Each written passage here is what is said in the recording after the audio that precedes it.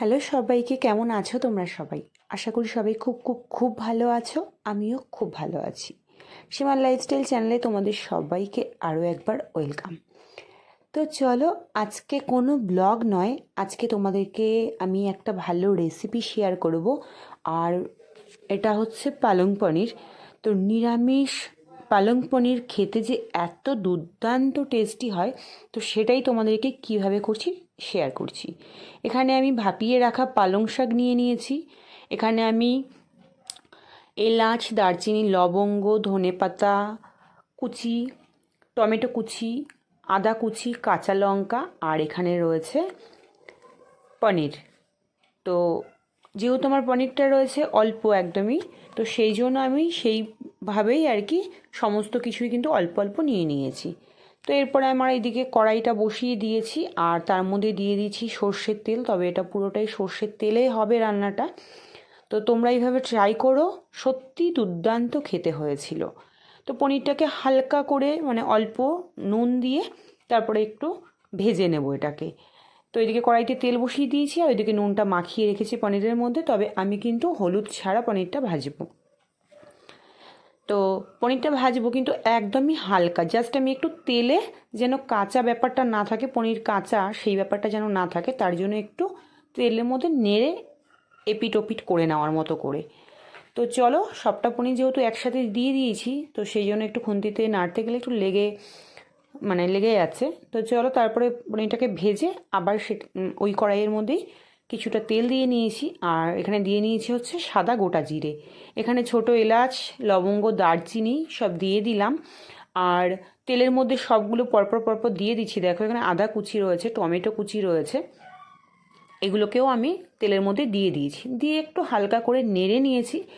নেড়ে তার মধ্যে এখানে আমি দিয়ে দিলাম হচ্ছে পালং শাকটা, যেটাকে আমি ভাপ দিয়ে ফেলে রেখেছি, মানে ভাপ দিয়ে নিচ্ছি, একটু হালকা করে একটু ভাপ দিয়ে জলটাকে ফেলে পালং শাকটা আর কাঁচা লঙ্কা দুটো দিয়েছি। তবে যে যেমন ঝাল খাবে সে তেমন ঝালের পরিমাণটা দেবে।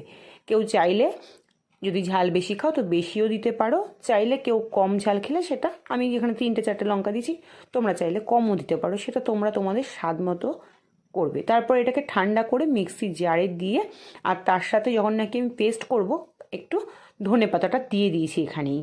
তো তারপর পেস্ট তৈরি করে নিয়েছি, আর ঠিক পেস্টটা হয়েছে এই রকম দেখতে। তো এইদিকে কড়াইয়ের মধ্যে আবার একটু তেল দিয়ে দিয়েছি। সেই তেলটার মধ্যেই আমি এই যে মিক্সিতে পেস্ট করে রাখা পালংটা, তো সেটাই আমি এখানে দিয়ে দিয়েছি।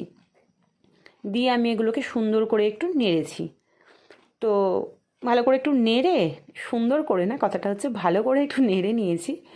তো চলো, সব কথা তোমরা ধরো না, কারণ কথা বলতে বলতে কথার একটু এদিক সেদিক হয়েই যায়। ভালো করে একটু নেড়ে নিয়েছি, আর তার মধ্যে দিয়ে দিয়েছি হলুদ গুঁড়ো। তোমরা চাইলে বলেইছি যে ঝালটা তোমরা তোমাদের মতো করে খাবে, তো এখানে হলুদ গুঁড়ো দিয়েছি, সামান্য স্বাদ মতো নুন দিয়েছি, আর স্বাদ মতো আমি চিনি দিয়েছি। তবে আমি যেহেতু মিষ্টিটা পালং পনিরে একটু বেশি পছন্দ করি, তো সেই জন্য আমি একটু বেশি মিষ্টি দিয়েছি। কারণ এটা যেহেতু রুটি, তো লাচ্ছা পরোটা, তারপর হচ্ছে পরোটা, এই ধরনের জিনিসগুলোর সাথে পালং পনিরটা খুবই ভালো যায়, সেই জন্য আমি একটু মিষ্টিটাই পছন্দ করি। তারপর ভেজে রাখা এই পনিরটা দিয়ে দিয়েছি। আর সত্যি কথা বলতে এই ছিল, এটার মধ্যে কিন্তু কোনো রকম জল টল কোনো কিছু ব্যবহার করা হয়নি। তো ভীষণ ভালো হয়েছে। আর একটু চেখে দেখলাম যে নুন, মিষ্টি, ঝাল পুরো পারফেক্ট ছিল। তো তোমরাও এইভাবে একটা নিরামিষ পনির রান্না করে কোনো গেস্ট এলে তাকেও দিতে পারো, আর তোমরা নিজেরাও ট্রাই করতে পারো।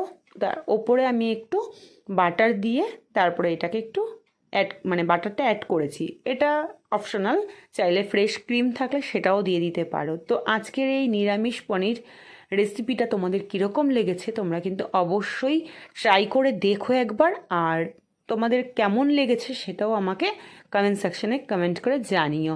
আশা করি তোমাদের খুবই ভালো লাগবে। তবে আমরা কিন্তু বাড়িতে খুব খুব খুব ভালো খেয়েছি, মানে লাস্টে আমাদের ভাগে শর্ট পড়ে গেছিলো, মনে হচ্ছিলো আর একটু হলে খুবই ভালো হতো।